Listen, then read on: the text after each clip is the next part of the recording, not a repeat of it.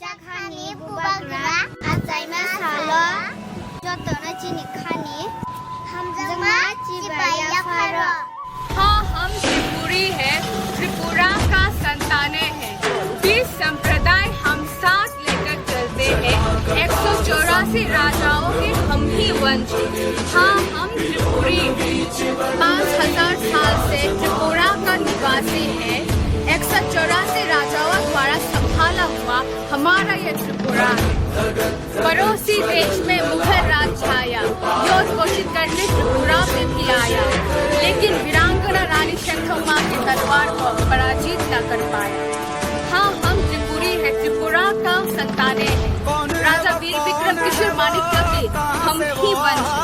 हाँ, हम त्रिपुरी सुलझे हुए कोमल हृदय न्याय प्रिय हमारे त्रिपुरा के दो पिता हैं। बदले कथाएं प्रतिभाशाली दूरदर्शिता महाराज को हम प्रजा से इतना प्रेम करते हैं। विचित्र धर्मनिरपेक्षता, शिक्षा के स्वतंत्रता, इन सब में वो विश्वास रखते हैं।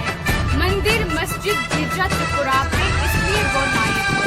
हाँ, हम त्रिपुरी हैं। महाराज वीर विक्रम की हम ही प्रजा हैं।